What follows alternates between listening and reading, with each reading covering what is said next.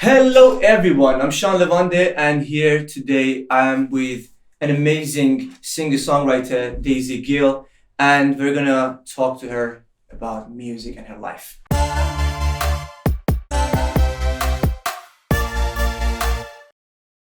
Hello.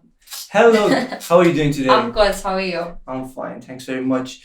I am very excited for today. I'm sure a lot of people are excited as well. They want to know what's going on in Daisy Gill's life. Who is Daisy Gill? What Who's does she Daisy do? Gill? She's a person. Let's get to it. Tell us a bit about yourself. Like, what do you do musically? Well, I'm a singer-songwriter, stroke producer from Liverpool, and I like to write songs that are very retro pop inspired. And I like anything that's really vintage and like old looking. That pretty much sums me up. Yeah. How long have you been doing that for? I mean, I've been taking it properly, I suppose, seriously, like the past maybe 2 years. I kind of found it difficult to like find myself as an artist growing up because I've been performing since I was like 12. And I'm 24, so it's Okay. I'm getting on. For everybody who doesn't know, she's 24. I'm 24. Okay. So a lot of girls actually refuse to like just say like the age and everything. oh wow, Yeah. Oh, yeah. You didn't know that, right? I know, yeah, because like we've got till 27. Kick it out of the industry. But no, so I've went through many different phases in that time from like then to now. And I feel like it's only probably the past maybe 2 years that I've took things a bit more seriously about like who I want to be as an artist and my branding and just taking it a little bit more, as I said, seriously really, because I just didn't know what I wanted to do or who I wanted to be or what I wanted to say or what I stood for as an artist. So I was always changing genres and styles, and I think a lot of that comes down to the fact that I was so young because I was trying to find myself as a person. Sure. So when you're trying to find yourself as a person, you're probably not going to know who you are as an artist unless you've got a lot of help and guidance, which I didn't have. So I made a few, not necessarily mistakes, but just not even errors. I was going to say errors, but just it's been very different. I've done a lot of different things in such a short amount of time. Well, that was actually my next thing to ask. You know, there is a bit of a gap between the time that you feel that I am doing something and the time that you realize that this is something that I really want to do for the rest of my life. This is my passion. I want to dedicate myself 24 hours a day, 7 days a week. So how long was that gap? Did you have even that gap? Or? I don't even think when I was younger that I even conceptualized that or thought about that, because I think when I was younger, I was just like doing it for the sake of doing it. I always was very passionate about it, but I think it's only really the past couple of years that I've realised how passionate I am about my artistry and about music in general. And I think especially since I've started to produce my own music and produce and I've started working with other people, that I've realised how much I just want to make this my life for the rest of my life. So what was it that exactly you were drawn to when you were a kid? Was it like singing part? Hannah Montana and Taylor Swift. Oh, that's who doesn't, right? Yeah, but but that's the God's honest truth. I always say that to people because when I was, you could ask any of my teachers when I was in school, in primary school, I always sang from a really small age. And I remember like when my teachers figured out that I could sing, I was in choir. And then it was when Alexandra Burke won the X Factor and she sang Hallelujah. I was singing it in Breakfast Club and my head teacher and a few other teachers were like listening to me and they were like, you need to sing this in assembly. And how old were you in that time? I was about 8. 8 years pushing old. It 9. I might have been younger. And I sang it in front of everyone and it didn't faze me one bit. I wasn't shy. But then once a teacher would say that once I got off like the stage or want to stop performing, I would just go quite like back to being just a humble little kid who didn't really care about anything as kids do. But it was definitely Hannah Montana, because I would sing in like, we had this hut in school and it had a stage on it, and I watched Hannah Montana every day after school, and I had every toy of Hannah Montana, and I just loved Hannah Montana, and she was a singer and a pop star, and I'd sing on the stage, like I'd be like, you got the best of both worlds, and I think that's when school realised that I was good at singing, and then I was learning to play the violin and the flute around that time as well, and then it just went off from there. And then I went to high school and started all over again.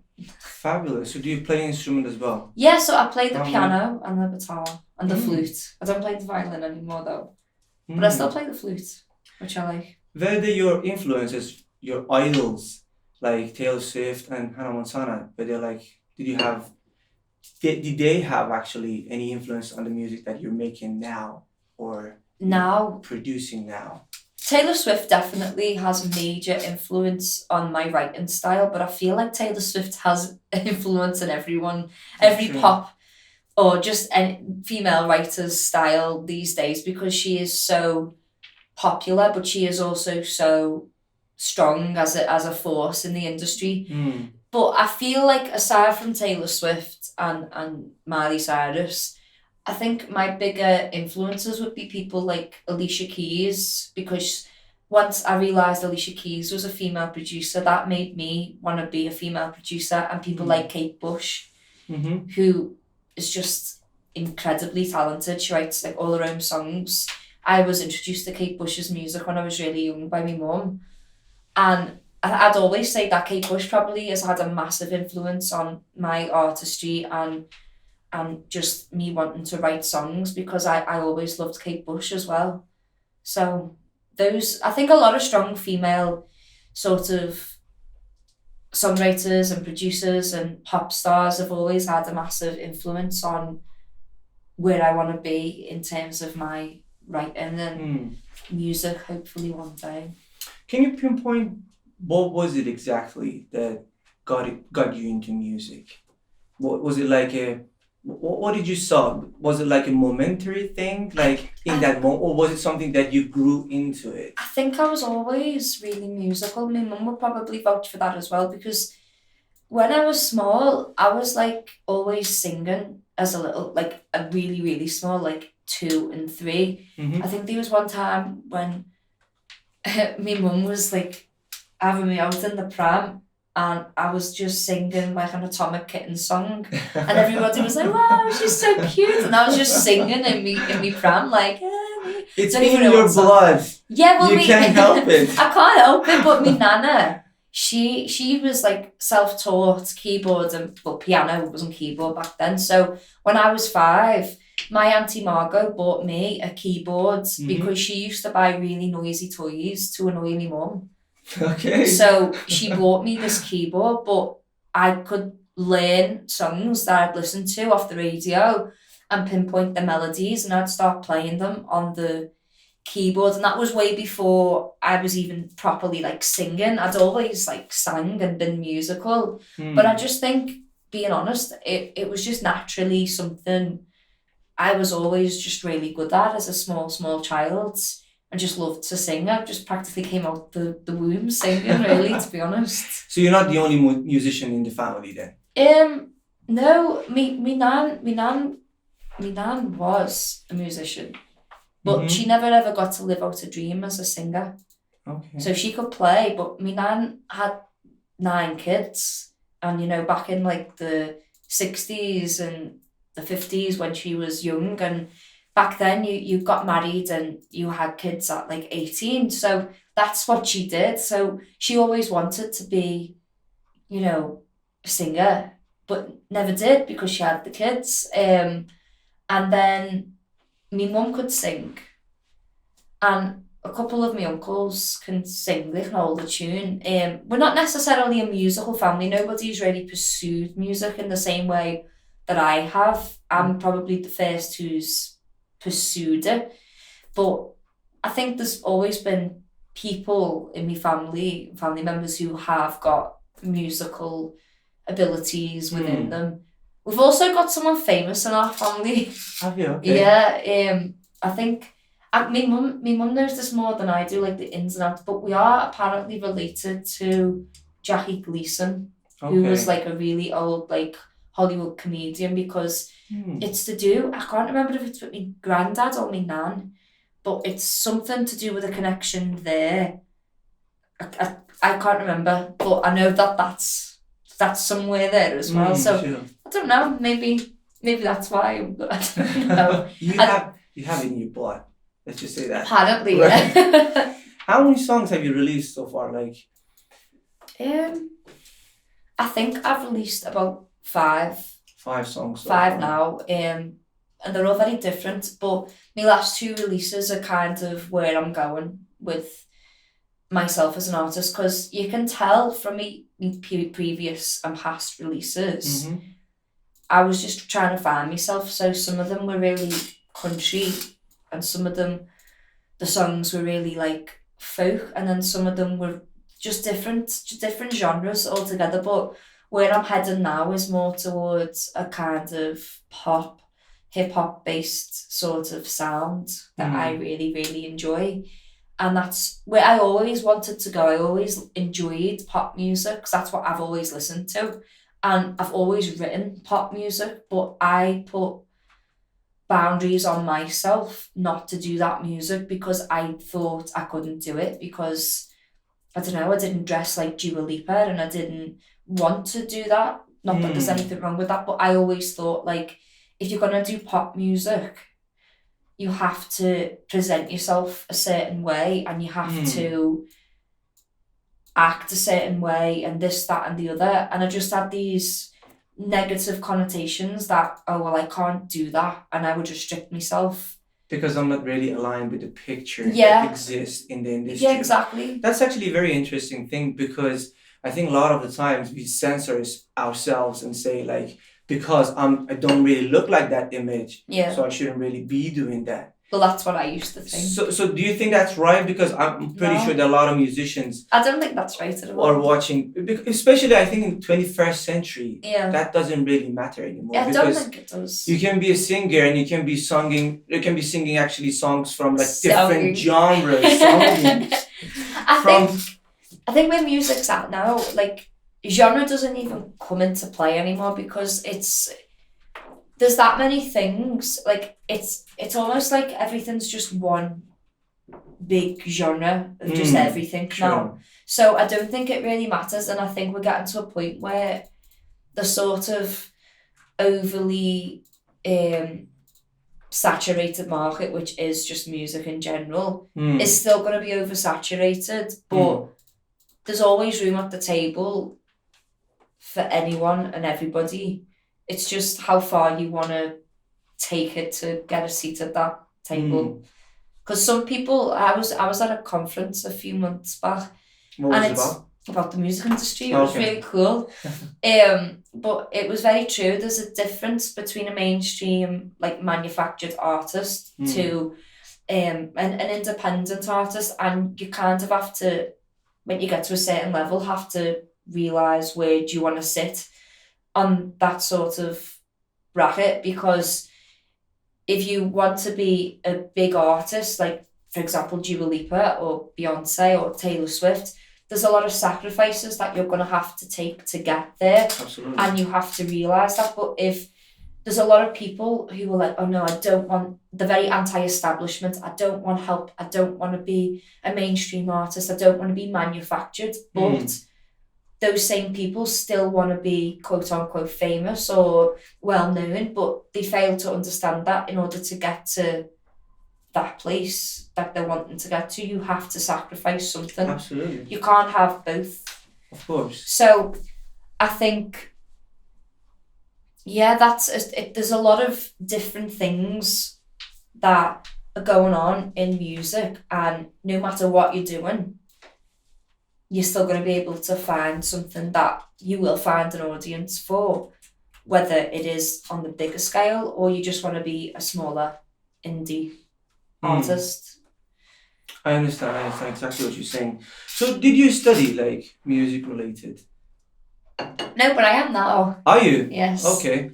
So what are you studying right now? I'm studying production. Music and production. Yeah. Okay. Where are you studying? I'm in Manchester in BIM. Okay. Which I really enjoy.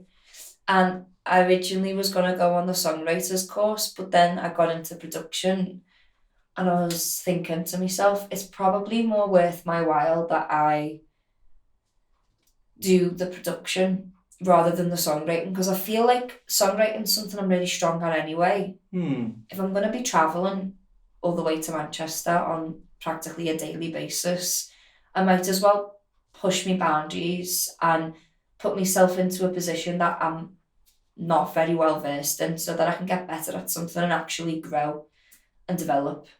So that's where I'm at now. What made you to study? Because a lot of people say, I'm pretty sure a lot of people are watching, a lot of musicians are watching this podcast, and they want to know that is it a necessity to study? So what's the reason that you got into study? I think it's a necessity to study. I feel if you've got that talent and passion and drive and you want to do music in whatever capacity that is, then that's you can perfectly do that without going to university. I just felt from where I was at, I want to break out of Liverpool a little bit. I wanted to see what other opportunities there is. I know that BIM has got a lot of different opportunities for musicians. And just to be with more musicians in general and to get that opportunity to collaborate, because I think with myself, I work a lot alone now, especially with me being like a solo artist. I don't really get to work with other people. So I feel like networking with other musicians is such a good way to kind of just get what you want in a way. That sounds bad, get what you want, but it helps you diversify yourself. Absolutely. And it helps you understand what you want and where you want to go, because you're getting other input from other musicians, you're getting other opinions that can maybe help strengthen your already developing skills. Absolutely. So that's why I thought it was important to go back to uni for myself, because I wanted to humble myself. I wanted to be around people that can just basically impress me, because I thought, wow, all these people are so talented. I want to be around people who are talented as well, instead of working on my own and being in a little bubble, but also getting that feedback from tutors and stuff like that. And just there's other facilities at BIM that are really helpful. I just feel like getting that feedback is something that's going to help you grow as a musician or an artist or a creative or a producer. So I thought it was really important for me to go back. I do agree 100%, because I think there is a limit to the point that you want to just work on your own. If you want to game up and if you want to just level up your game, you're going to have to collaborate. And as you said, when you start collaborating with others, you get a lot of inputs. And in the beginning, I do feel that sometimes it's a bit like, oh my God, what am I doing? Is this the right thing to do? But when you just let that go and let that bond to happen, I think something greater. And you don't know who you're going to meet. And the thing is, we can work alone forever if we want, but you're probably not going to get very far, because we do need other people to help lift us up and to lift other people up. So it is a necessity to work with other people, because the music industry as a whole is such a small little hub of a select amount of people. And if you help somebody else or work with somebody else, well, they might help you back. And you don't know where that's going to lead you. And that's kind of the point of the industry, is you do need to network a lot, because otherwise you're just going to be a bedroom singer or a bedroom producer, which there's nothing wrong with if it's your hobby. But if you're wanting to make this, your life and your living, and you want to, profit off it or monetize it in any way, shape, form, then you do need to network with people. And meet new people who are like-minded. Absolutely.